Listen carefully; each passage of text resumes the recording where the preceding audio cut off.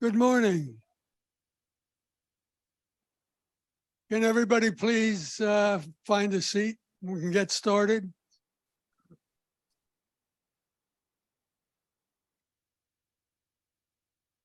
Now that I said everybody get a seat, can you please stand for the pledge? I pledge allegiance to the flag of the United States of America and to the republic for which it stands, one nation, under God, indivisible, liberty and justice for all.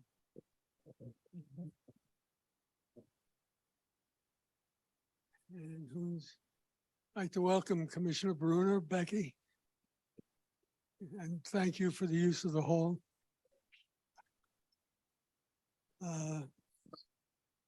I don't have any announcements this morning, so we're going to get right into our presentation and turn it over to Eve Samples. Welcome, everybody. So we have a guest speaker today, and I just want to see if he is online yet. His name is Dan Egan. Okay. Well, while we're waiting for him, Nikki, if you could cue up PowerPoint. Hi, everybody. I'm Eve Samples. I guess I don't need both of these. Executive Director at Friends of the Everglades and also a board member of the Rivers Coalition. And as we were talking about what to bring to the Rivers Coalition membership meeting this month, it became obvious that we needed to talk about the brewing toxic algae crisis in Lake Okeechobee and also some pretty significant media coverage of this situation that feels a lot like what we went through 10 years ago during what became known as the lost summer of 2013. A lot of us have been reflecting back on that because the lake looks a lot like it did back then. I know I've been thinking about it. Actually, the realtor who coined that term, the lost summer, is Dave Derenbacher. Maybe some of you know him. His offices are actually downstairs from our offices at Friends of the Everglades. Oh, hey, Dave. And I want to give him proper credit for coining that term because back when I was a newspaper columnist, he called me and was just crestfallen and heartbroken that he and his kids, and I see one of his kids is here today, 10 years later, couldn't enjoy the water that they enjoy so much here in Stewart. It's why so many of us love this area because of not only toxic algae, but bacteria warnings in the water. So at the time I ended up writing a column about the lost summer, and Dave, your name stuck and we're still talking about it 10 years later.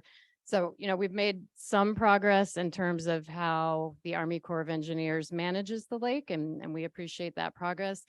We all know more is needed, and the image on the screen here illustrates why that's the case. So this was the most recent NOAA Cyanobacteria Index image. On the left is the satellite imagery. It's the most recent where you can see a really clear image, I should say. So this was July 18th, I believe. So about 460 square miles of Lake Okeechobee, which is 730 square miles, is estimated to be covered with a cyanobacteria bloom, blue-green algae right now. So not all of that is toxic, but some of it is and has been confirmed to be toxic. And you can see on the right side of the lake that that's okay, that the worst part of the bloom, at least on July 18th, is on the east, right up against the locks leading to the St. Lucie River. So that's why we're all fearful about another lost summer. And that's also why there have been some national headlines about Lake Okeechobee in the last couple of weeks. Next slide, please.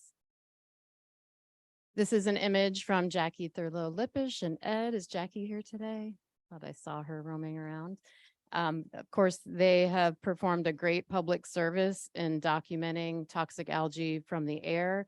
That really helped change public awareness 10 years ago from some misinformation that was put out there that all of our toxic algae was caused by septic on the coast to aerial proof that these blooms moved down the St. Lucie Canal into our waterways. So that was July 12th, pretty dramatic image right up against the Port Mayaca lock and dam there. And of course, the concern is that the lake will rise so high that the Army Corps of Engineers opens the gates from S308 and the St. Lucie Lock and Dam at S80, and that those kinds of blooms appear in the St. Lucie River this summer. We haven't seen that yet, but that's the concern. Next slide, please. This is where the lake level is as of this morning. So almost 15 feet. I don't know if it's ticked up since this morning. Okay. Right about, I think we hit 15 maybe one day. Okay. Gotcha. So we're at 15. And as you can see, there actually is a little bit of water coming out into the canal at S308 there. 295 cubic feet per second, but that S80 gate that opens into the St. Lucie River is not currently open, and we hope it stays that way. But what we know from the Army Corps of Engineers communication, what's that? Okay, so Lieutenant Colonel Polk said that there was some treatment of algae yesterday. I would love to hear more about that when you give your report, because that's what we're starting to see this summer when these blooms manifest. There's an effort to kind of douse them with algicide. Doesn't address the root problem, but it is something new that's happened that didn't happen 10 years ago during the last summer. So what we've heard from the Army Corps of Engineers for the last couple of months is that when the lake gets to 16.5 feet, there's a very high likelihood that will get discharges, damaging discharges to the east. And also the west is getting some water now, but not at damaging levels. Most of their water has been coming from their local basin into the Caloosahatchee, but also concerning, and we've seen algae blooms along the Caloosahatchee this summer. Next slide, please. Okay, so Mark Perry, who's not here today, but is our president of the Rivers Coalition Board, went out with CBS 12 and did a really helpful report testing some of the water that contained algae. And we're just going to play this very short video for you all to see, so that if you haven't had a chance to get out there and see what it's like at Port Mayaca near the lake, you have a sense of what it looks like and what we could be in for in Stewart.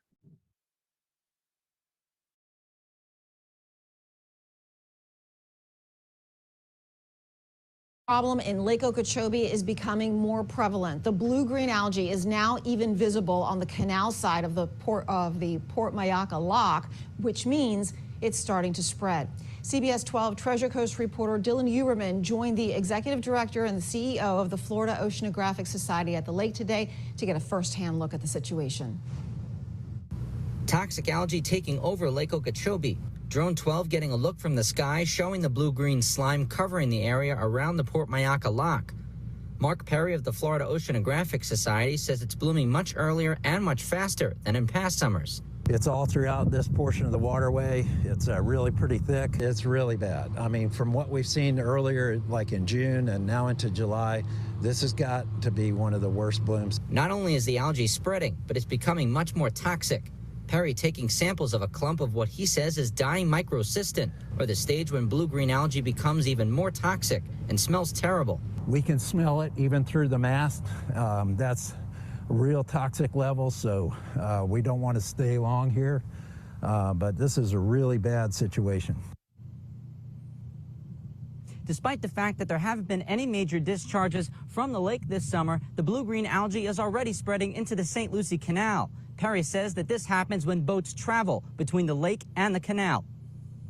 Every time they open the locks to let a boat through, that amount comes through here and it persists right in this area because it has all it needs. The algae feeding off of nutrients, sunlight, and fresh water, spreading into the canals which lead to estuaries along the Treasure Coast. Right now it's not exposed to a lot of people, but you expose all that microcystis, toxic blue-green algae to the community, and now you're in real trouble. They haven't made major releases from the lake yet, but we're concerned about that. Perry says the situation is dire, and there are two options to proceed: send the water south or hope the water stays in the lake and isn't discharged into estuaries. You don't want to be touching this. There should be warning signs. There should be signs all around. In Port Mayaca, Dylan Huberman, CBS 12 News.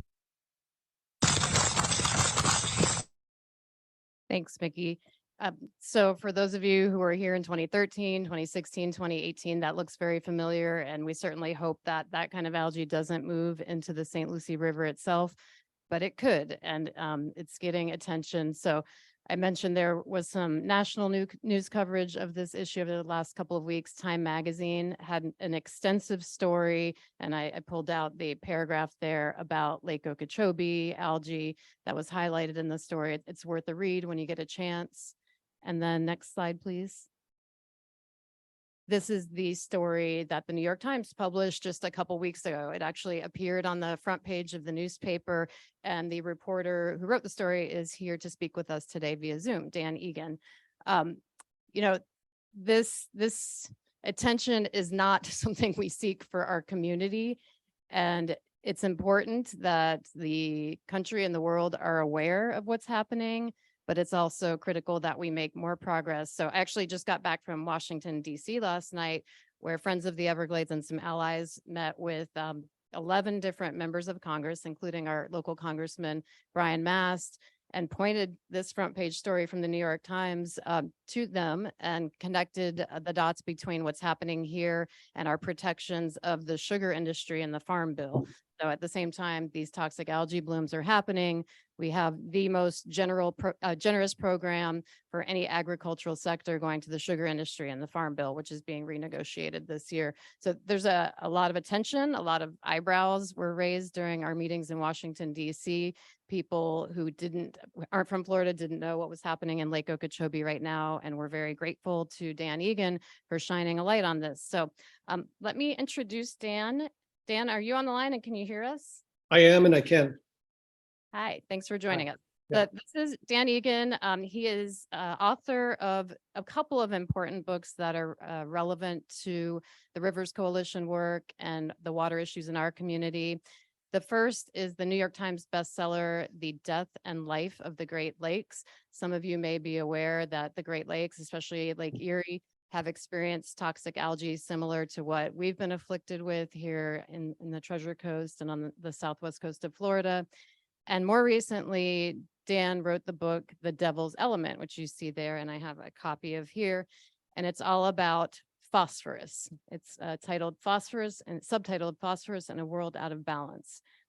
So Dan, in this book, you explore the past, present, and future of what's been called the oil of our time. Phosphorus and oil have a lot of similarities. They both have a useful role in modern society, but they also both pose really significant environmental and public health concerns. In Florida, taxpayers have paid more than $2 billion to clean up phosphorus coming off sugarcane fields south of Lake Okeechobee, and that tab is continuing to run up every year. We pay more for that. And unchecked phosphorus and nitrogen pollution is what's driving algae blooms in Lake Okeechobee. So Dan, in your book, you report that our over-reliance on phosphorus as a crop nutrient is fueling toxic algae blooms and dead zones in waterways from Florida to the Mississippi River and the Great Lakes and beyond. So I first want to start by asking you about what drew your attention to the Stewart area, where you visited a couple weeks ago to report for your New York Times story, but also you were here in 2018, actually in this room at a Rivers Coalition meeting during the 2018 toxic algae crisis. So can you tell us a little bit about why you decided to zoom in on Stewart?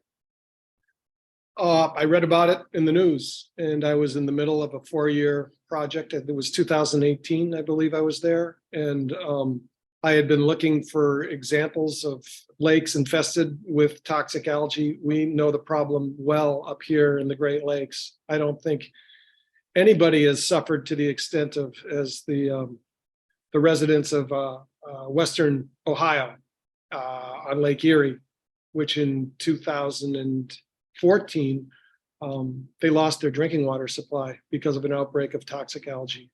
Toledoans drink from the lake, but as does every city on the Great Lakes. They all rely on the lakes for drinking water, and that water is of course treated. But this was kind of a surprise incident where a plume of the toxin, I don't think the algae itself got sucked into the drinking water supply, but the toxins did, which are colorless and odorless. And they weren't ready for it, and it knocked out the drinking water supply for 3 or 4 days, if I recall. And this wasn't a case of just boil your water and we'll get through this. If you boiled the water, it would only increase the toxin. So they relied on the National Guard to bring in bottled water and pallets of baby formula. It was a really frightening incident that you could live on the shore of the world's largest freshwater system and not, even with treatment, safely drink your water. So that got my antenna tuned to the issue. And when I started work on the book in 2018, Stewart jumped out because you guys had that real bad outbreak on Lake Okeechobee. So I headed down there, and I went to a number of places that summer as well. I went to, well, actually, I think it was 2019. I went to the Gulf Coast of Mississippi, and this stuff is supposed to be, as you well know, a freshwater scourge, not really a problem for saltwater. But in 2019, every beach in Mississippi was closed on the coast for like 40 miles during peak summer, and that's because of all the nutrients and all the toxic algae that was coming down the Mississippi River and being discharged into Lake Pontchartrain and sweeping east along the coast. So Stewart jumped out at me. There's everywhere you look now, there's lakes suffering this, but I do think that Floridians are uniquely exposed, in a different way than people living on Lake Erie. But it's a problem. It's a problem everywhere, but it's an acute problem for you guys. What led to the recent New York Times story? What brought you here then? I know you spent some time on the water. Curious to hear how the story came about, and also what you heard from residents you interviewed. Well, when I was doing that reporting in 2018, the EAA reservoir was an abstraction. It was just an idea. And so when I was reading that they had actually broken ground and they had finished the stormwater treatment area, I thought it would be a good idea to go down and see how that's working out. Because at the time in 2018, I don't remember what the numbers were back then, but I think there was a more ambitious, I can't remember, maybe it had already been downsized from the original 60,000 acres, or at least the hoped for 60,000 acres. But everybody thought that we need to get this before we can even make a step forward. So I thought, here's a step forward. Let's go down and see how things are going. And I wrote what I found. So how does your reporting on Lake Okeechobee relate to your book? Your book is really fascinating historically, and also relevant to our current times. I've heard the nutrient pollution crisis in not only our country, but the world, compared to the climate crisis. It's on that scale. We're abusing our waters with these nutrients that, of course, help crops grow, but cause really dire problems. Tell us a little bit about kind of the arc of the book and what you found there and how it relates to the water issues that the Rivers Coalition members deal with every year. Yeah, I was surprised by the extent and the severity of the problem, particularly because it's so off people's minds at the moment. And, problems are coming, and it's a paradox. We're overusing the stuff, and the stuff is phosphorus. Much of it is mined in Florida. At the same time, we're running out of it. And so the world's reserves, although I did read just several weeks ago that there's been a big load found up in Scandinavia somewhere, but conventional wisdom is, the Florida deposits could play out in a matter of 3 or 4 decades or less, at which point, there's some deposits in North Carolina and in Idaho, I believe, but they're smaller and not as accessible, not as productive. And so it's going to be harder to find food for our crops, and we're likely going to have to depend on other countries. And when you think about energy security, that's a big deal. But there are workarounds for oil, and there are no workarounds for phosphorus. It's needed by every living cell on the planet, and it's what sustains, along with nitrogen and potassium, but phosphorus and nitrogen are the two biggies, our modern agriculture system. And we're not going to run out of nitrogen, because air we breathe is 80% nitrogen, and we have technologies to pull that element out of the air and put it in a form that's suitable as a nutrient. But phosphorus, it mostly just comes from these rock deposits. And as I just mentioned, Florida is on a pace to run out in the not too distant future. And 70 to 80% of the world's deposits are in Western Sahara and Morocco, and they may or may not share our interest in food security in the next 50 years or so.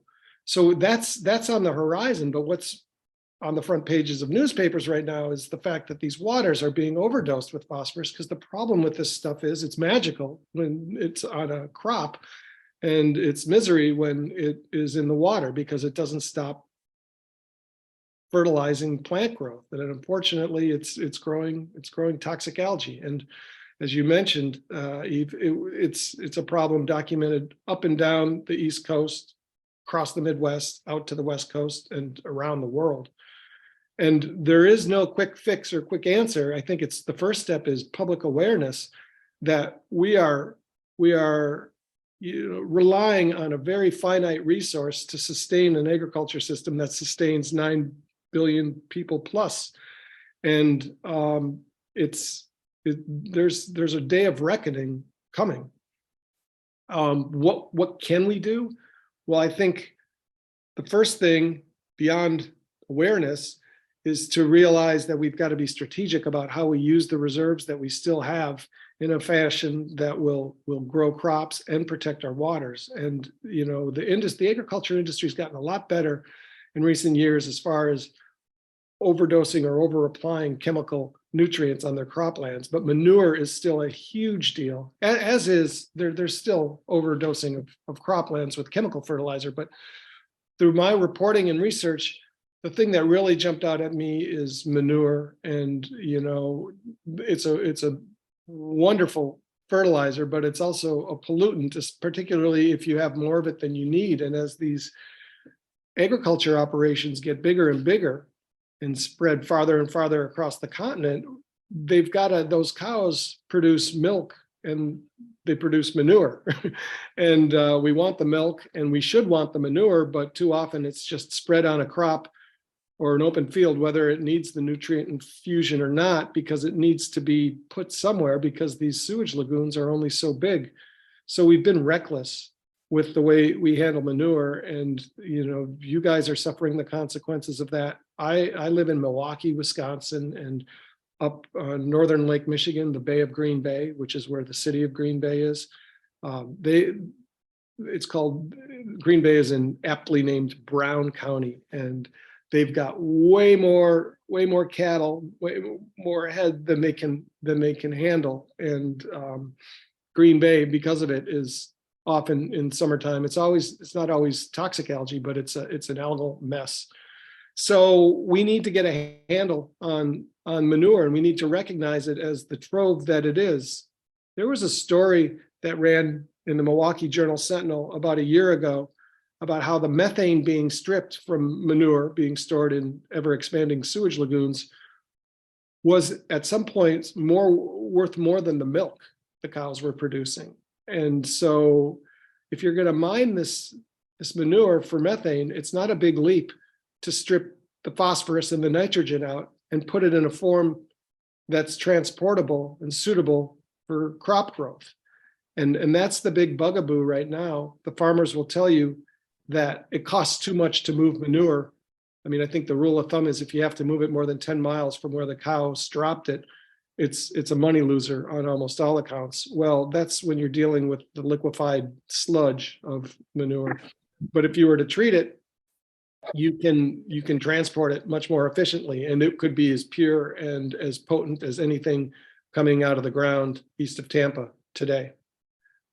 The other thing, and this gets a little far afield from what you guys are talking about today, but ethanol is a big component of this problem, because 40% of the corn we're growing today goes to ethanol, and that corn requires not only fossil fuels to grow, but it requires fertilizer, and so that's where a lot of our phosphorus production is going. And I don't know how much your group is aware of the dubious value of ethanol, but by most accounts, it's a political winner, but it's an environmental and economic loser.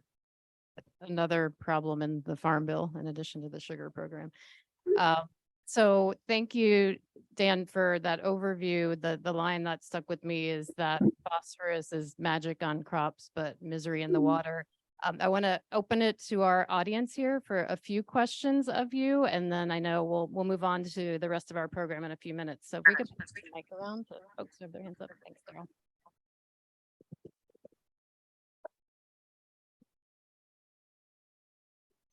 Hi, Dan. This is Claire. I appreciate you zooming in today, and I appreciate you spending the time here in Stewart a few years ago and most recently.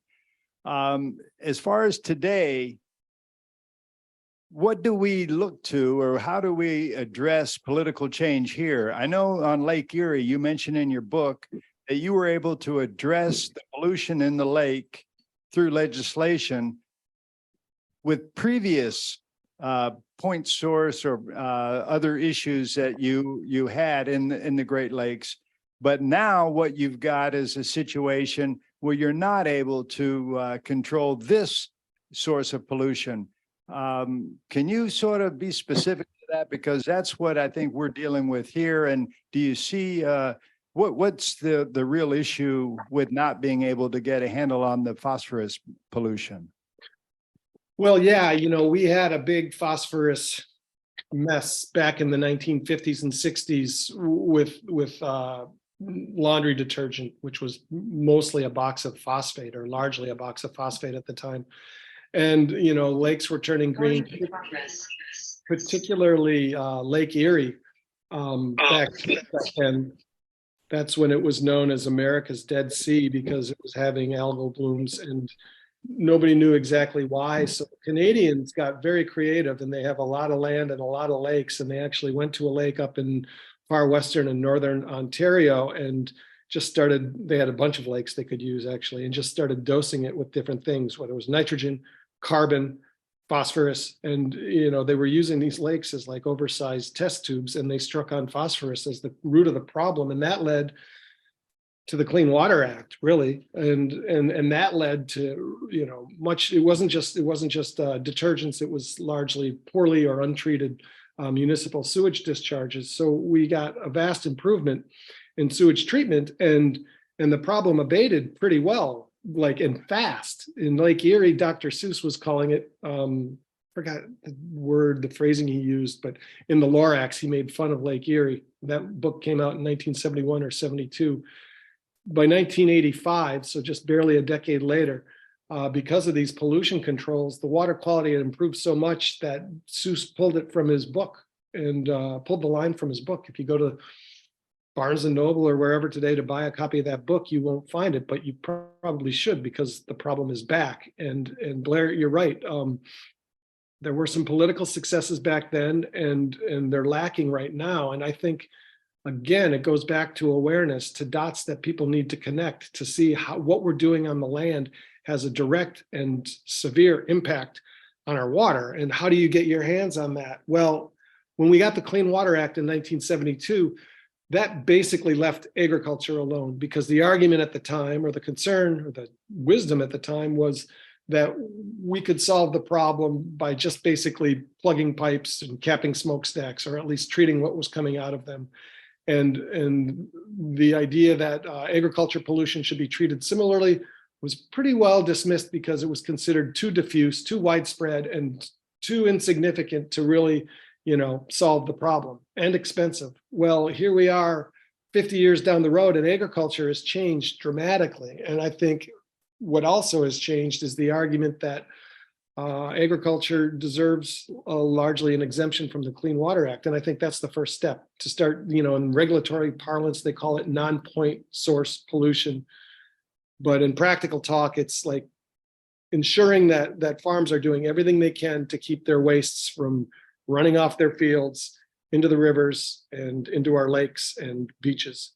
So what really impresses me about Stewart, or impressed me in 2018, was the recognition that this isn't a Republican or Democrat, red, blue issue. It is an economic and human health issue, and it crosses, aisles and spectrums. And I think that's really impressive, that you guys have been able to put together a group that is just focused on water. And, that is not a political issue. That's just a human sustenance issue. And so maybe what you guys are doing down there could be a path forward for lakes everywhere. But once you get attuned to this, you start, all you need to do really is get a Google alert, and you just start seeing about all the different lakes, rivers, streams that are being plagued by this stuff. And this is the prime time of year, late July through August. And, Lake Champlain is suffering from this stuff. Lake Tahoe, which has a reputation of being like one of the most pristine lakes on the continent, it's suffering from it, and so is pretty much every other state. So it demands a national solution. It feels like a local problem to you guys, I'm sure, and it is, but it's also a national problem. And maybe that's the path forward to make it, elevate it beyond a state of Florida Army Corps problem to a national problem. That's well put. Many of you remember Nathaniel Reed, the late Nathaniel Reed, who worked in Richard Nixon's administration when the Clean Water Act was written. And Nathaniel said before he passed away that one of his biggest regrets in his career was not addressing agricultural pollution in the Clean Water Act. So here we are today. Any other questions, Diane? Thank you. Thank you, Dan. And I'd like to know if you're looking into anything on biosolids. Here in Florida, we clean the sludge to a point where we call the class AA biosolids fertilizer. And I'm wondering if you're seeing a problem with this, have checked any studies on this around the country, especially here in Florida. I know in the Treasure Coast, it's not used and not allowed to be used on the farms here. So it is trucked up to the Orlando area and North Florida. And then when the rains are heavy, it goes down into the Kissimmee, into Lake Okeechobee, and then it goes full circle back to us when it's released east as well as west. So do you see any talk about what is going to be done with all of that? Yeah, one of the problems with the biosolids, it's an elegant and good idea. And I don't think we have a choice but to going forward to use the nutrients that are in our waste products, whether it's agricultural or human. The problem right now is I don't think it's treated to the extent nearly that it needs to be, because a lot of this stuff we have in Milwaukee, they call it milorganite, which they've been selling it since the 40s, and it stands for Milwaukee Organic Nitrate. So, they're focused on their marketing on the nitrogen portion of this problem, but phosphorus is in the stuff as well.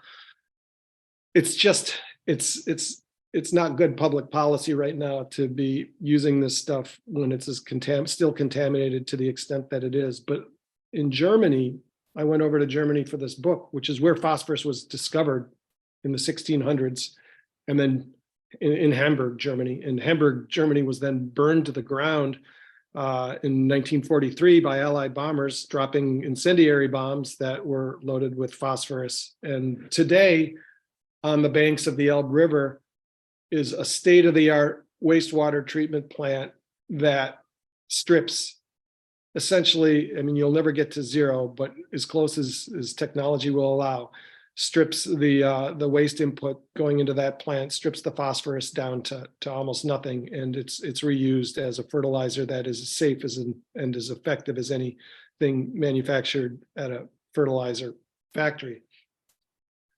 That's not going to happen without laws. And here, and what's driving it in Germany is it's the paradox that I was talking about, the phosphorus paradox.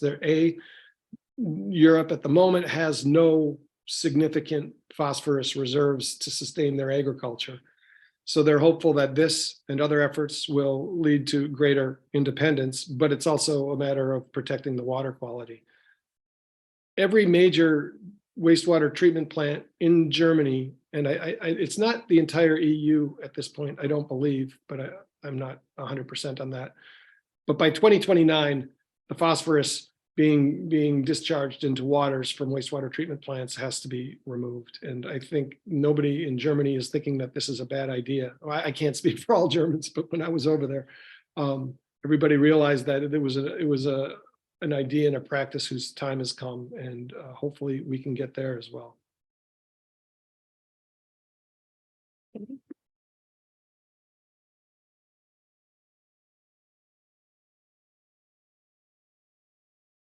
Hi, Dan. Thank you for being here today. This is Katie Delk from TC Palm, and I just want to say thank you again because you spoke a couple of months back at my UF environmental journalism class. So thanks for your talks and sharing your knowledge. I want to ask, in the beginning of the meeting, Eve mentioned the claims about septic tanks being faulty, and we saw here about a week ago a claim from FAU that fertilizer ordinances are not effective and basically pointing the finger to septic tanks.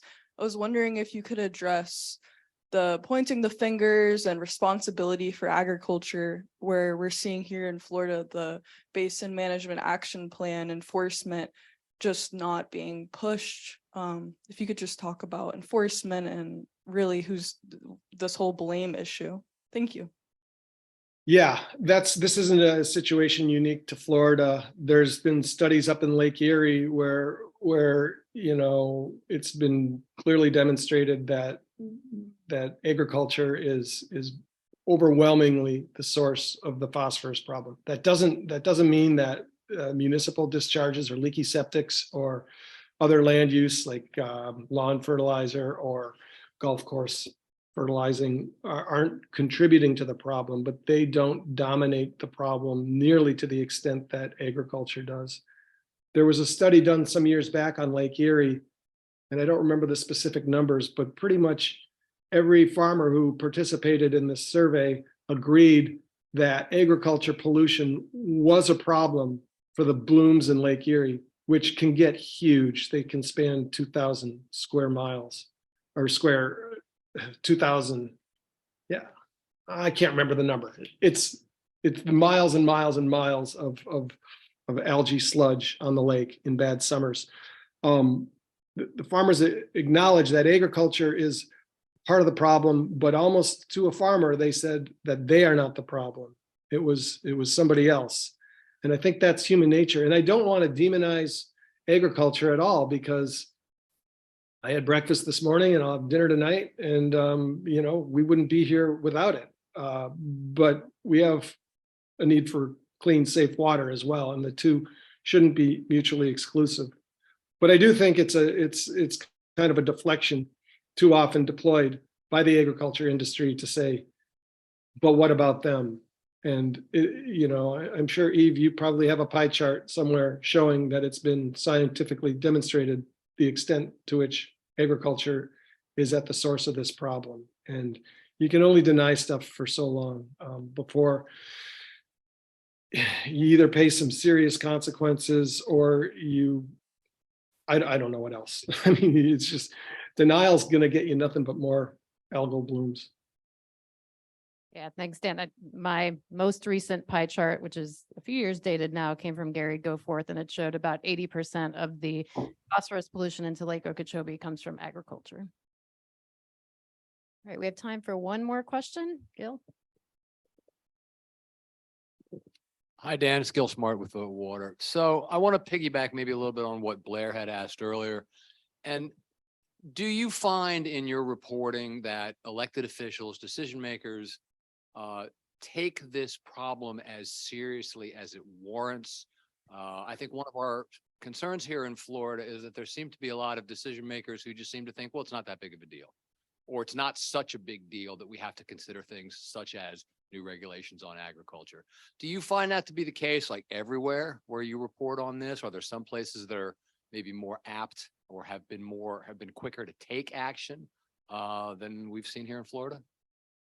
Well, in 2014, when Toledo lost its drinking water at the beginning of August, in mid-September that year, so like 6 weeks later, the mayors of the Great Lakes cities from Chicago on down to deep here, Wisconsin, met in Chicago on the banks of shores of Lake Michigan and said, this is a real problem. I remember Rahm Emanuel, who was mayor at that point, said this changes everything.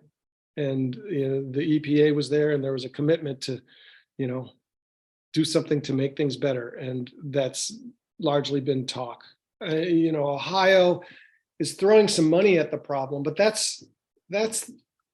is a problem. It's easy to spend money. It's hard to regulate. And so far we've just primarily, it appears that we've been doing the easier thing, and that's spend some money on it. Let's see if we can work our way out of this with, best management practices and incentives to do those best management practices.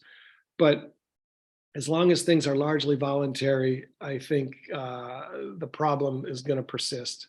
And you guys may not feel like it in that room, but the fact that you do have such a bipartisan group pushing for this, you could, I said it earlier, and I'll say it again, you could be the path forward on how to begin to address this. Thanks, Dan.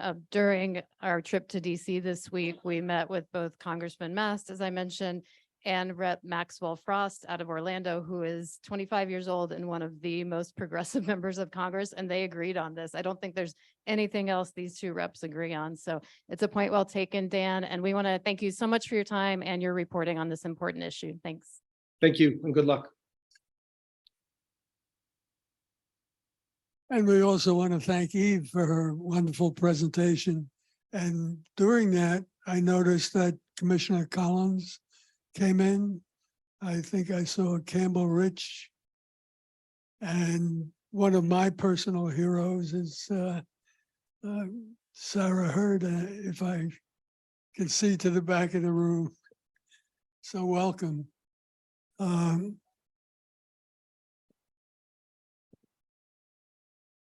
Didn't I introduce you at the very beginning?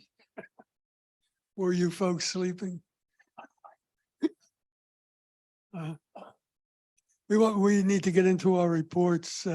Martin County, I think Elizabeth Kelly is here.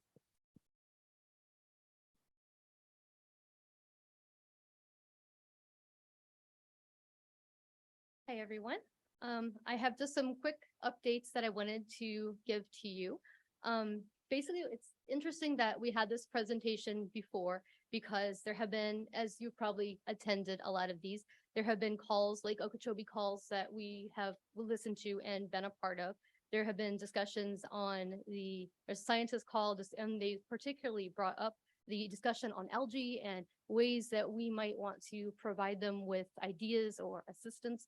So it's certainly being brought up in these discussions. There's also the delivery team meeting, which probably, again, a few of you have sat in on and listened to and commented with, and it was discussing LOSUM and going forward and what we're going to do next. So I'm glad that Martin County can be a part of this and that we can help and work with them.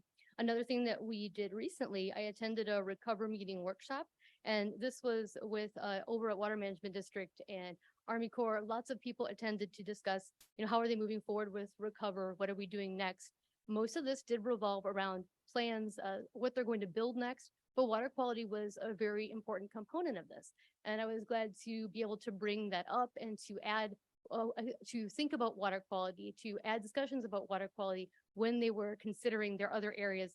They have separate clusters that they break out into. And in those clusters, water quality pretty much can be considered across the board, whether you're talking about seagrass or oysters or fish. Water quality is a part of all of these. So I was very, very glad to be a part of this and see that this is definitely something that's occurring. The next things I want to discuss is actually what we're doing at Martin County to move forward. We have two projects coming up that, some of them one of them we're sort of in the process of. Both of them we're actually trying to work with FOS on. The first one is overall something I am looking for funding for. We continue to apply for grants for this, but to do a long-term water quality monitoring program. This would be something that's not just what is done now. Like we have sites, we monitor the site for a year, 3 years, whatever, project's done. We've looked at the stormwater, we've determined it works, great, good, we're getting our BMP credits, that's wonderful. What I'd like to do is to go forward monitor all these and say, well, how is this working? How does it do 5 years down the road? How does it do 10 years down the road? So I'm looking for this. We have sites picked out. We'd like to be monitoring in the C44. We'd like to be monitoring little contributory tributaries that maybe aren't looked at all of the time. For some of this, we're trying to partner with Harbor Branch. So we would like to be able to do sediment studies. These are, larger, big term goals. We did apply for an EPA grant for this one in particular. If I needed to go with the scaled back version, then this would simply be our water quality monitoring program. What we like to be able to do is to have that baseline understanding so we can look at what is land use? Where are the nutrients coming from? Is it from our urbanization? What comes from septic? What comes from sewer? What comes from legacy that is not ours? What comes from agricultural areas? That way we'd be able to say, we know what we can do, what we should fix moving forward. Also, we would like to then be able, something we don't currently do, is to be able to do statistical analyses. We have a long baseline idea of how these areas perform. We can then do statistical analyses and provide reports, much like FOS does, where they can say, here's our water quality monitoring. This is what we got. So we'd like to be able to say, this is what we found. We'd be sampling monthly, likely twice a month during the wet season, and say, this is what we learned, and this is how it's going, and these are our trends. We'd also like to be able to, moving forward, help us be able to plan where our next projects go. Who really needs the septic to sewer conversion? Where should we put this next? Who also would need something like, where should we put the next stormwater program? Where should the next BMP go? So to help us kind of place these projects. Another big thing that it would allow us to do would be that we could then make informed policy recommendations. And when I go to groups, when we talk to Water Management District, when we have the science calls, when we talk to the Army Corps, it'd be great to be able to say, this is what our results showed. We know this. We're not relying on DEP to say this. We're not relying on another agency. This is what we got. So this way we'd be able to say our recommendation is that, we could go ahead and look at seasonality, rainfall, tides, weather conditions, and then say, how could we improve the health of the St. Lucie River, the estuary, and the Southern Indian River Lagoon, because we're also trying to work with the IRL NEP on this. So we have lots of partners and lots of groups we'd like to involve. Our other project that we're currently working on is a seagrass project. It's a restoration area. In this, we have found that there's a benthic cyanobacteria. It's called Lingbia, but it tends to is on the ground, it's benthic. It's not something that floats and is in the top of the water column. It may negatively impact seagrass meadows. So far, this is not a microcystis containing one. It does not have impact on human health. Obviously, that would be part of a study to see how it contributes and what it's doing. So we have research plots set up, and we would like to be able to compare the areas of the seagrass to see what's happening with the Lingbia. When you take it away, how does the seagrass do? Where you don't remove it, how does the seagrass do? So it's been mapped. We have transect areas. What we'd like to be able to do is to scale up that work, scale up the removal, see where the nutrients are coming from, which nutrients fuel the growth, what the sources of the pollution might be, and our best options for removal. So that's a lot of what we'd like to do moving forward, is be able to pinpoint some of these nutrients and the sources. Thank you. You're welcome. Yes. Mhm. Is there any way that you'd be able to report back here on how it went in terms of trying to pursue the enforceable regulation on ag? I mean, as you heard today, 80% or so of our pollution is from industry that's voluntarily regulating themselves. Mhm. Can the county push for regulation, for change in the BMP that are current way that we're actually enforcing, or not enforcing, but asking for that challenge in terms of one of the priorities in terms of solving this that Hello. The way that the way that the question has been asked, from what I understand it, is that there's a way that the county can push for some resolution, some change, some improvement on BMPs. And I think what we have been doing so far is to try to, as we work with DEP, to talk with them. And if I could have this sort of water quality study, I think the results would really help. We are trying to give them feedback at every step. It might be something, you know, that we might need to speak with commissioners, other people to say, is there something specifically, a resolution that you can push? From where I am, I can talk to DEP and I can make recommendations, and they are open, they do listen, we do have conversations. And I can, if I have something like these studies to say, these are the numbers we're getting, perhaps they would be able to listen more to say, this is what's really going on at our BMPs. So I would say discussions are certainly open, but going forward, we'd have to have a specific, I think more of a specific program for that. And I would certainly like to come back and keep you updated on what we're doing. Yes. Lots of people on Zoom that want to hear this. We talked about lost summers. Last week at the Roosevelt Bridge, the salinity level was 5 points per thousand. Okay. And whenever we have a lost summer discharges from the lake, we always have 60 to 90 days before that where our estuary has already been lost because of the runoff from Martin County. Now, I know C-2044 was supposed to be online, but it's not online yet. Okay, so anyway, that's my biggest complaint is the fact that, you know, out of Martin County, the estuary gets destroyed before they even start making releases from Lake Okeechobee.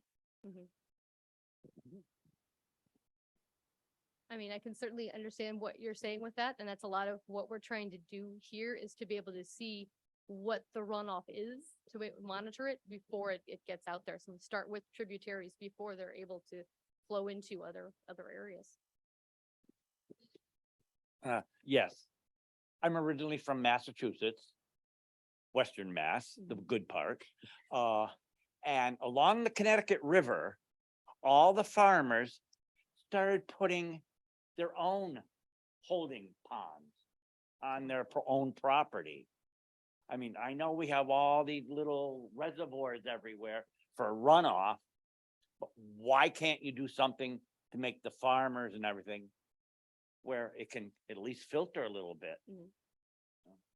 That would be a great idea. I wish we could do something like that. Obviously, I don't think it's a regulation that we can require on this level, but it's kind of the way that DEP has asked for community developments to put their own stormwater.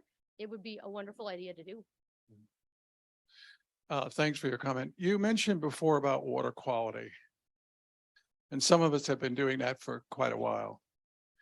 And I wanted to present that what you're talking about is pretty hard to do.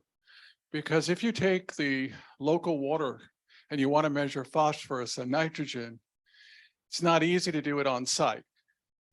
And then you have to get the approval in many cases that the state will accept your data. So that's also another thing that you have to consider. Then you have to look at the equipment that would be necessary. And I'm sure you know that is, so I won't get into chromatography and all of that. Yep. But the other thing is that you also probably have to look at water quality from a perspective of herbicide and how much of it has broken down, and where seagrass was once there, how has that affected the underground for why the seagrass is not growing? And I think it's a very, some of us who have looked at this project before with a number of organizations, we keep coming up to equipment issues, what the state will accept, and what will we test for? Because even on herbicides, you have a number of herbicides that break down, and how do you find the components? Are they still active? Are they not active? So this is quite an undertaking. And at a site level, how would you be able to do the sampling and the testing? And where would you collect it? And where would it be brought to? And how easy it would be to get these samples to a laboratory in time that would be that would help you to come to some conclusion and have sufficient data and effective data that would be accepted under any protocol. So I just want to say, you're not the first one to bring this up. I have some real concerns about how easy it will be to get that kind of data. I just wanted to present it to you. I appreciate that. It is most certainly not easy to get that kind of data. A lot of the things that you've presented, it depends on the scale of the grant that I'm applying for. For EPA, you can ask a little more. So we were able to say, we need this kind of equipment. what the goal of this is to start out small enough to say, basically what we're doing to monitor at STAs is the minimum of what I'd like at these long-term sites. So this would be a suite of nutrients, things like nitrogen, phosphorus, but total nitrogen, total phosphorus, TKN, nitrate, nitrite, ortho, the whole suite like that. To also at the same time be looking at some of the physical and chemical parameters. So you can say, what's the salinity? What's the DO? So we can kind of get a overall more holistic view, but to also make environmental observations. Something that isn't brought up too frequently is that there's still siloing, of course, where you have a DEP monitor specifically for environmental conditions. DOH will look more for how does it affect human health. But we need something that kind of brings it all together. So we look to how DEP does its sampling and how DOH does some of its sampling. And what DOH does is they do more shoreline sampling. It's where people actually recreate. At the same time, they make environmental observations. Was it raining? Is it sunny? They maybe if they have an app or they can look to a weather station. What was the rainfall in the past 3 days? What was the rainfall in the past week? What was the air temperature? So they do a lot of these things that I'd like to bring in as well. So kind of just add, and that would be the very basic program is basically what do we do for STAs and then add a little bit of the DOH style sampling into it to start to consider these conditions. If we could expand, that would be wonderful. So the more money that we would get to make this, the more funding we get, we could add on. Eventually, you know, farther reaching, I'd like us to be able to look at PFAS. I'd like us to be able to look at herbicides. Depends on what we can add. But just for now, a small, very nutrient centered and some environmental conditions centered sort of sampling. As we work on STAs and we do sampling in STAs, we currently do have contracts with labs. They are NELAC certified. We do get them in the specific time that you need. The hold time is not long. If you're going to do something else I'd like to add, which is like fecal indicator bacteria, we don't look at that at all, but it certainly would be a great thing to be able to look at. When we have this data, we would not necessarily, we would love to be able to contribute it to databases. Obviously, to contribute it to a database, you have to be able to have sampled it according to the way DEP samples it for them to accept it for WIN. There isn't such a thing for DOH. We could either host it on our site. I know many waterkeeper, riverkeeper groups do that. They say, here's our results. And you can put that out there. To accept it, it needs to be collected per DEP DOH, or it needs to be analyzed in a NELAC lab, NELAC certified lab. We would have both of those things. So as long as they look through it and say that you've done this under this lab condition, we accept it this way. Some of them don't accept SOND data, which we'd probably be starting with. It'd probably be, YSI SOND grab of DO, salinity, temperature, stuff like that. Sometimes DEP does want that. You have to have gone through the laboratory process to get there. So that may be why they don't accept it. But I do think they're starting to take readings from YSIs for chlorophyll A, for example. So I think that's kind of phasing in. But yeah, this would start with a very small contained, but what do we do for STAs? And then how can we add a bit of DOH sampling to it? And if we get more funding, more support to be able to start looking for other things as well that we really need to examine. Thank you. Ben, do you have a report from the city?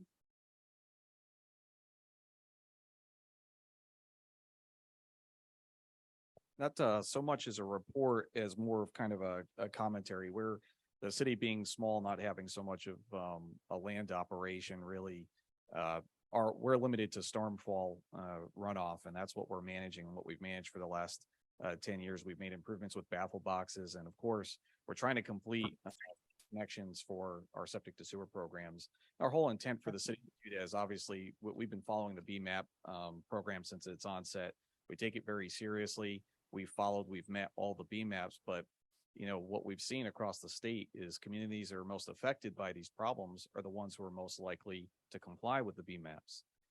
So there's kind of like this issue in the state that there's not an equitable investment by every community in every city, in every county, into meeting these BMAPs. And I think that's what the state is finally now trying to reconcile. And I know the Army Corps is even, I'm sure, seeing that on their side as well, because 2008 LORs didn't have that kind of mixed in from the state level. But I think for the purposes of today, to talk about a little bit something different than how to address all these other issues, going back to LOSUM, the Army Corps did host a new meeting to kind of give us a brief debrief on where we're at with employing LOSUM finally. I know we're probably a couple months from behind from where everybody would have liked to have been, including the Army Corps. They're still in the formal consultation process with the Marine Fisheries Service, so that's going to still keep going, I'm sure, for a few more months anyway. But the good news is that even though the lake's high, we're concerned about this year, LOSUM is really a much better plan for, I think, for everyone, including water supply. And I want to kind of reiterate that for this body and for everybody here who's really trying to figure out how to advocate and where best you can put your own personal or small group or whole group here effort too. One thing in the future that I see, and I think it would be incumbent on someone like myself who is ingrained in the LOSUM modeling process and the analysis thereof. The Army Corps provided us with a litany of data.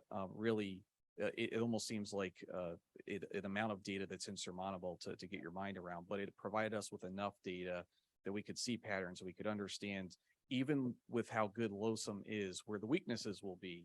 And one of our goals was to provide flexibility for the Army Corps, for the South Florida Water Management District, so that those managers had more flexibility in the future. And what I mean by flexibility with constraint. If I were to describe LORS 08, I'd say it was chaos in its own right, because even though they had levers and they had amounts that they could give at certain times, unfortunately they were so constrained within that it looked like chaos at the end of the day in the outcome. But the problem that with LOSUM that I see is still going to be in the lake recover operations. And even though the city and the East Coast didn't get everything that we wanted, of course, the problem with lake recover operations, I don't think, is that whether or not they should or shouldn't happen. Of course they need to happen. They need to happen because if the lake continues to deteriorate, that's a whole nother ecological issue that will take years and years and years to solve. But it's how and when we choose to do lake operations. And I think the plan gives enough flexibility, but the flexibility will be up to managers, and it'll be up to bodies like this to advocate that when and where it should happen. And one of the concerns I had in the plan is that one of the triggers is that for a lake recover operation where they recess the lake down as much as they can to get at least below 13 feet before the following wet season. So imagine, if you would, starting in November, December, just a torrent of discharges east and west and south everywhere they can, within limitation, mind you. And I think ours is 1400 CFS in zone D, which is where the lake would sit 95% of the time, presumably. We could still potentially get up to that 1400 CFS, which is, in a recovery year, which is not far off what you would see perhaps in a LORS 08 schedule. But when that happens, I think it's important to recognize that we shouldn't be advocating for those moments unless we feel that the Corps will be able to reasonably achieve a recover. Because the problem is, if you read into the plan, if they don't, if the drawdown is not accomplished between mid-April and September, then normal operations would resume and the recovery would be reevaluated the following dry season. The last thing we want is for recover to fail, not just for the lake, but for us as well. And so we need to advocate so that when recover does happen, they're able to get below 13 feet, maybe even down to 11 for a period of 60 or 90 days, right? So that we can confidently say at least the submerged aquatic vegetation in Lake Okeechobee have a chance to recover something. And sure, we would probably like to see a little bit longer some years. Hopefully Mother Nature will comply. But our concern, and where maybe this body can help us in the future, is once LOSUM is implemented, to talk to the Army Corps and say, hey, we recognize this year the lake went over 17 feet. Let's assume it just went over 17 feet. But let's not trigger a recover, even if it's not this year, maybe the following year, when we know we can get it down to 12 feet, because we don't want to have to do this 2-3 years in a row. Otherwise, there's no point in having a LOSUM. You have LORS then. And so that's something I think this group could certainly, just in the future, I thought it would benefit you all as we go into a LOSUM management regime. Water managers are going to change. The lieutenant colonel here, as great as he's been, he's set to retire. And we hate to let him go, of course, but I'm sure he wants to get on with his life. And we all do too. And I think it's important to recognize, regardless of who's here, we need to keep that message consistent to remind them of the challenges and perhaps the flaw in this model. And I totally understand why they did it from a modeling perspective to try and balance priorities. But from away from simulations and models, when we get to the reality, that's what I think we're going to need to focus on, is try to get them in a year where we're only at 15.5 feet to do the lake recover that year, because that's less time overall that they'll have to do any discharges to us. And yes, it'd be kind of an optional discharge. We'd be opting to have discharges to us. So that's a hard thing to sell for me to stand up here, right? Yeah, I mean, that's a hard thing to sell. I get it. But imagine the difference between working with the Army Corps to find that to happen on 1 year, and then not having to worry about it for 5 years. Again, at least in the future, because that's what the plan only allows them to do. If they succeed, they can only do that once every 5 years. If they fail, it can be every other year, or even potentially 2-3 years in a row. And I don't blame them, because they're trying to protect the lake. But I think when it comes to LOSUM, we're going to have to really change the message a little bit and think about what's better, what's the lesser of two evils between those, because that's still the one weakness I see in the plan. And that's not a city official perspective. That's me as a professional, what I've seen through the 4 or 5 years. It's nothing against the Army Corps or the South Florida Water Management District. It's just an inherent potential flaw in both planning and in the infrastructure that we have. So I'm happy to answer any questions, but that's all I've got for today. Thank you. I believe Jackie,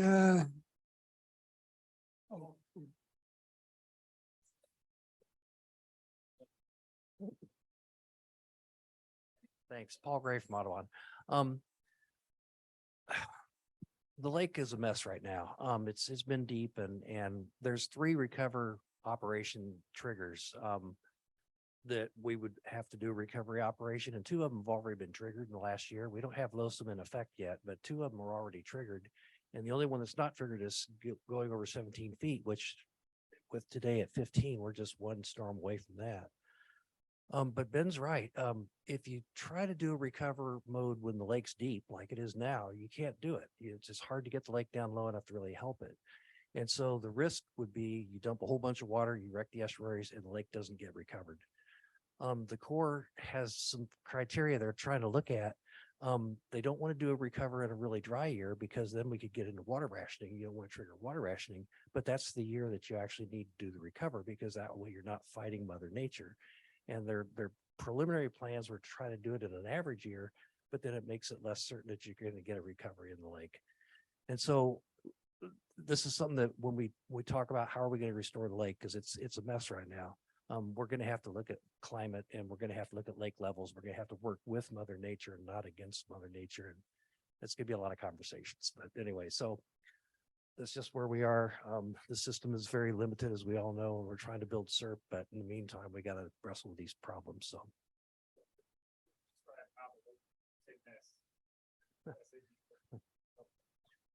Yeah, so right now, obviously we have the algae blooms, but then the lake has about a zone of submerged aquatic vegetation, which essentially is like your seagrasses. It's the stuff that grows under the water, eelgrass and hydrola and stuff like that. And we would like it to be around 40,000 acres, and it was 49,000 acres 10 years ago, but right now it's down to 3. And that's a loss of about 70 square miles of plant communities. So they won't grow back till we get a really low lake level. And that's where the bass fishery lives. That's a really important part of the lake. When they disappear, then there's no buffer between the dirty water in the middle of the algae bloom stuff and the emergent marsh. And so the dirty water washes into the marsh, because the seagrasses will keep the water out. And then it causes cattail expansion. And so the marsh is filling in with cattails now. And also bulrush, which is a very important spawning plant for fish. It's also getting drowned because it's up to its neck in water, and it can only take so much. So the lake is really stressed out from the deep water. And again, there's nothing we can do about it right now because it's summer and it's already 15 feet, but this is just what we're looking forward to. And if we get more rainstorms, it's just going to get deeper. So, the lake right now is going to be in a problem mode for quite a while, and there's just nothing we can do about it. But again, LOSUM does have provisions of, we know that when the lake gets like this, if we can get a drought and we can get a drawdown, the lake can recover, but you kind of have to wait till you get a drought. So That's where we are. Thank you, Paul.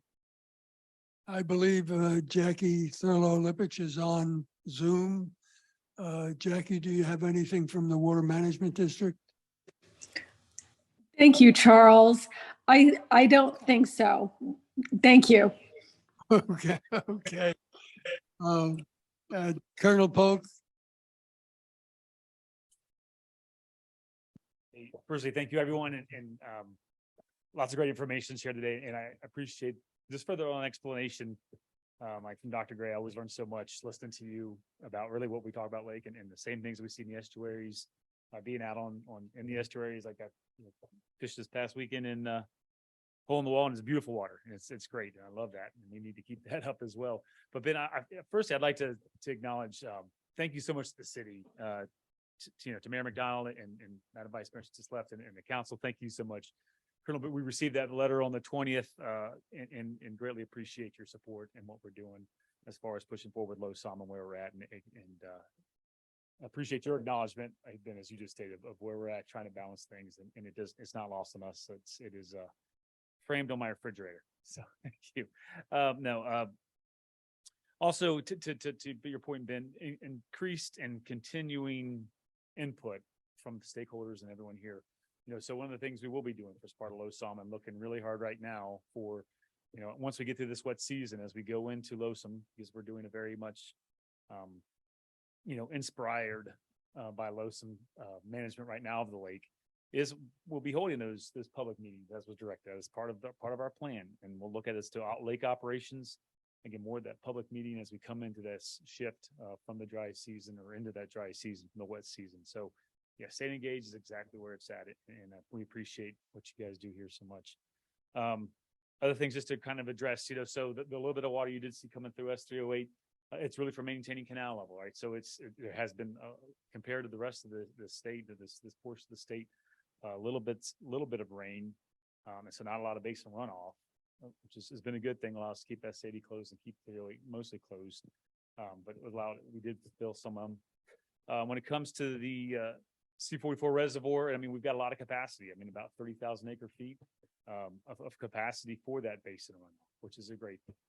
It's not a nord amount of capacity, but it's more capacity than we had before, and so that will be able to be utilized to that 10-foot level of the reservoir as we get further into the wet season. But right now we're trying to keep it a little bit lower, and then when we can fill it up as needed. But those are the big things I want to say, and I do appreciate everyone's support here. I won't be a stranger. I will be retiring here in the next couple of months. Next month you're going to see Major Corey Bell here along with Miss Kim Tech, but I'll still coming back. Like I said, I'm rooted to this area and will be for a long time. So I appreciate everything so much. Thank you. Yes, sure. Yeah, and then the treatment, through prior to the release. Again, we're really paying attention.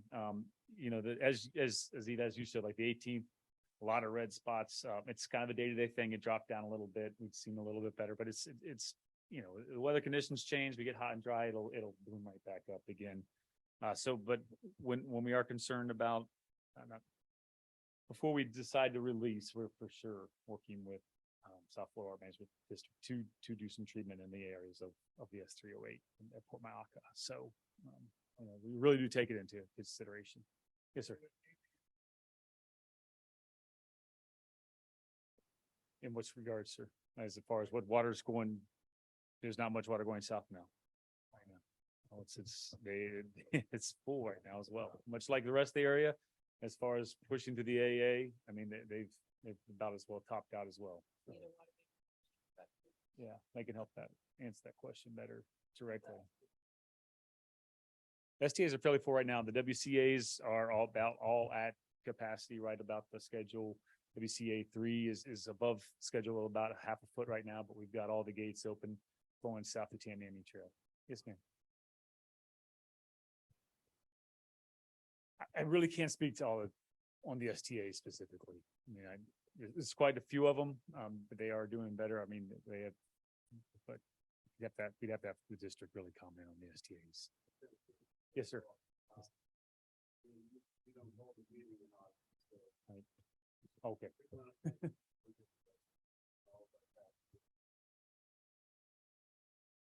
Thank you.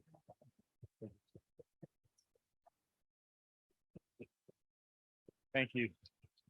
Thank you very much. And then I'll make sure I can get here in September as well. All right. Yeah, you might be lonely in August. That's right. Yes, sir.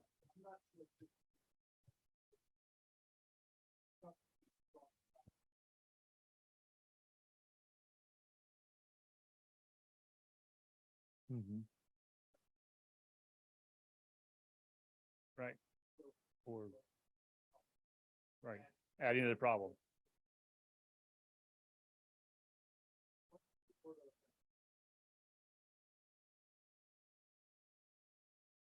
Well, I know if, yeah, I know FWCC has a project and they're looking really hard. I know Lake Istapoga, they're doing that. There has been a pilot study and project that was done by the aquaculture where they're actually pulling some muck removal out. The success is it's a small scale right now, but there are some options that are happening, and I think are going to continue forward. But it's all through FWCC and the state right now are running those pilot studies and continuing that. Currently, I don't believe so. I do not believe so at this time. No, not right now. There was a pilot study on the north side, like by Kissimmee River, where it came in on the north side of the lake last year, but not right now.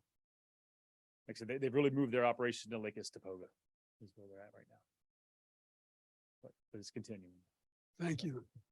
Eve and Gil, can we get a legislative update? I'll just be extremely brief. As I mentioned earlier, the current Farm Bill expires September 30th. The Farm Bill is renewed by Congress every 5 years, and it includes the sugar program, which affects our water management and water quality issues here in Florida. If you'd like to sign a petition to update and reform the sugar program, which would help our issues, just go to everglades.org and you can learn more about it. Thanks. Thank you. Nick, is there anything with the River Kids?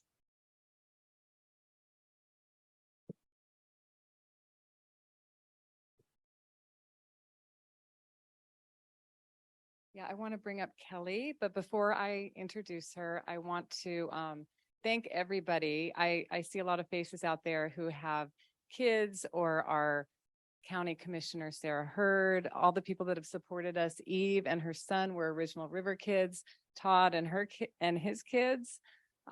Dave Darren Becker, who is here today with his daughter, Emily, who was a River Kid years ago, and now she's going to environmental law school, which is amazing. And my daughter, Keely Mater, who is interning now, she's in college, but for the summer, she's interning with Eve at Friends of the Everglades. And I wanted to thank everybody for all of your support over the years for River Kids. And I wanted to say that we do have a great team coming up. And one of the women you have not met as a new River mom is Kelly Dory.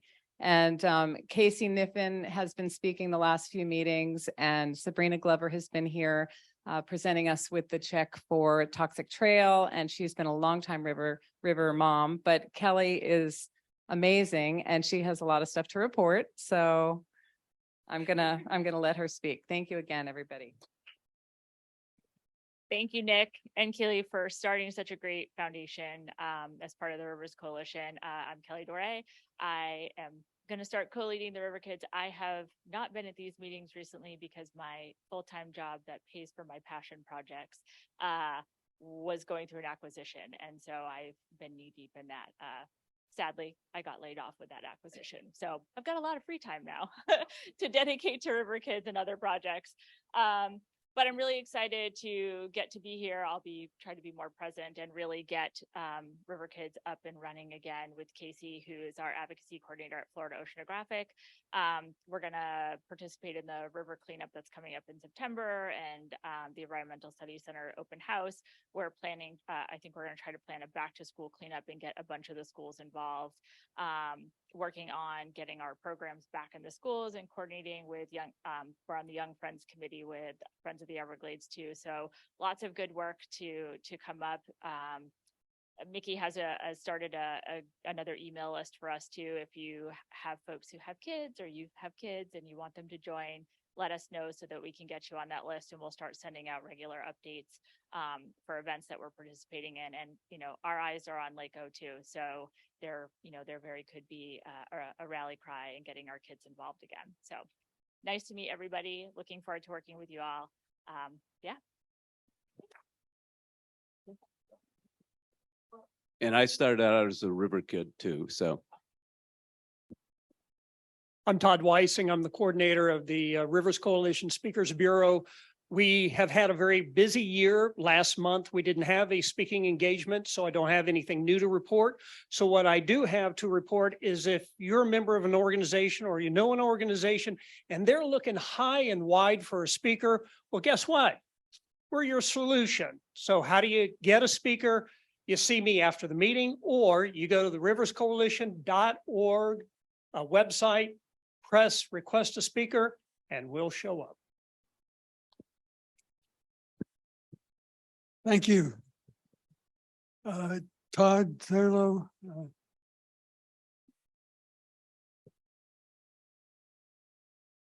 Okay, I'm gonna give my little seagrass update and some conditions. Share my screen. Not sure what that other stuff is. So we're talking about how the lake was right at the edge of 15, kind of bounced above it a little bit, and it's been sitting at 14.99 the whole meeting, and then it just went down to 14.98. But that's just the bouncing that they're talking about. I mean, it's literally just kind of sitting there. So at least it's not shooting up like it was a couple weeks ago. Trying to do this with one hand here while I hold on to the microphone. To give my seagrass report. I'm looking at two screens, so it's very confusing, sorry. This was the Sailfish Flats out by Sailfish Point last January. Again, it doesn't show up here in the room quite as well on the wall, but folks at home could probably see a little better. And this is on my website, islandlakeo.com. So, I mean, it's pretty barren last January. This is it on the 19th of this month. So, you know, in the past, some of that stuff was just algae and not grass, but there is definitely grass coming in out there. I was out there on July 1st, and my sister Jackie posted some of these pictures on her blog. There's significant seagrasses out there. I mean, it's not like it was back in the day, but it's there. Just to kind of put it in perspective, that little area that I was in right here, that's about 78 acres, but that's just one little spot. Some of this stuff out of the way. So on the lake conditions too, we were talking, a lot of people were mentioning during the meeting, I pulled this up while people were asking questions about, you know, measuring the phosphorus and getting the data. And, you know, this map is encouraging. This is a South Florida Water Management District's map. And all those green dots, or those green spots, there are water quality stations. And I've noticed that this map has increased in number significantly in the last couple of years. I try to pay attention to this stuff. There's people on the Zoom and in the room that know more about this. I'd like to kind of, my sister's no longer on the board, but I'd like to talk to them about it. They're definitely collecting more data now. So the data is there, and this is what I've always been harping on. I want to dust off my old project. This is the basin map that I did with Gary Goforth helping me on the data collection, but I ran a script to map this stuff out, because, you know, I always like to quote, you can't manage what you don't measure. And the measurement stuff's out there, and we've got the, you know, the B maps, but it's kind of, and I know that the scientists out there are not ignoring this stuff, but as far as public knowledge, you know, to get it out there just so people understand where the concentrations are, and we should go after the low hanging fruit and get the easy stuff first. 2 nights ago, so when I saw that map, I decided you can run a query on DB Hydro. So I ran a query on DB Hydro the night before last, pulled up 5,500 data points on those 650 of those spots. Some of these things are like 5,000 parts per billion. That's 131 times what it's supposed to be in the lake. Now, I understand these are not necessarily, you know, they're not necessarily point source. Some of these things are literally like ditches on the sides of roads. But the bigger stuff is in here and we need to map it out. So there's a little bit more of a live data feed of where this stuff is coming from, just so people know. I think that's about it. We've got the ecological envelope. We're well above it, but you see where the lake's kind of leveling off there, and hopefully we'll re-meet that line. Unless anybody wants to say anything, that's it.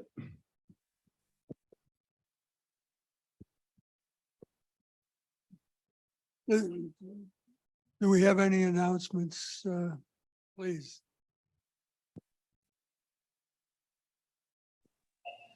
Hi, Diane Goldberg, St. Lucie Audubon. I also volunteer with the Conservation Alliance of St. Lucie. First of all, I also give lectures, PowerPoints, not only on the Clean Water Initiative, but also on what we can do in our own gardens to help the situation in having ground covers instead of our grasses. I'm talking about natives, as well as other plants that don't need any fertilizer or pesticides, and so that we're keeping all of that out of our waterways.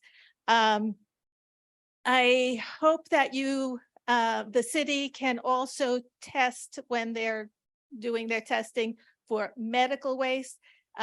Several years ago, there was a report about testing dolphins, and they found that they were accumulating that in their blood. So that's an important issue that needs to be addressed. Also, you asked about getting farms to have their own retention areas on their property. And I've been speaking to our state representatives for several years about this already.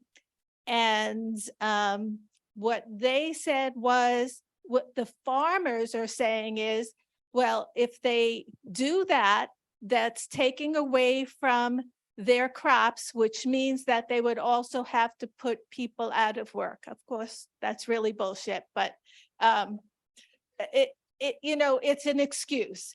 And what I keep saying is, well, the large corporate farms could afford that, and that the state should help provide funding for the smaller farms. This year, the new head of FDACS did put a request for millions of dollars to put some retention areas. They didn't say on what farms though, so I don't know if it would, who was going to get that, but it was vetoed by the governor. So they are still not trying to get what all of us really need in order to keep the fertilizer out. I just heard this week a study that was completed on the Indian River Lagoon, and it said that the study was started in 2011, and they were saying that the main problem was septic tanks that needed to be converted to sewers. But again, that does not mean that's the real problem here in Martin County, nor does that mean, because we do send our biosolids where, to farms, that it's not what they're testing isn't that runoff from farms. So that's just an assumption that they're making. And I certainly hope that all of you will see me when the meeting is called adjourned and take a few petitions. If you've signed it already, take one for a spouse, other family member, next door neighbor, other relative, and get them to sign it. We did very well this month. I have over 500 signed petitions that I have brought in. But we really need over 1,000, not just over 500. So your help is greatly appreciated in every little way that you can. Thank you. Thank you, and I want to thank everyone for coming. We're not looking forward to seeing you in August. Aha, Jackie. Jackie had her hand up. Yes, I'm sorry. I don't know if you can hear me or see me.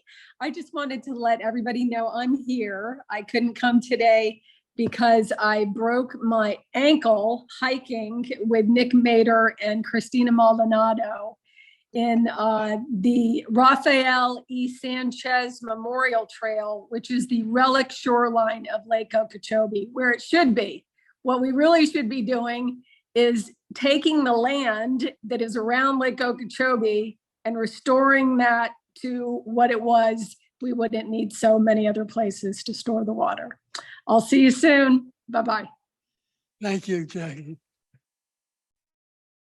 And thank you all. See you in 2 months.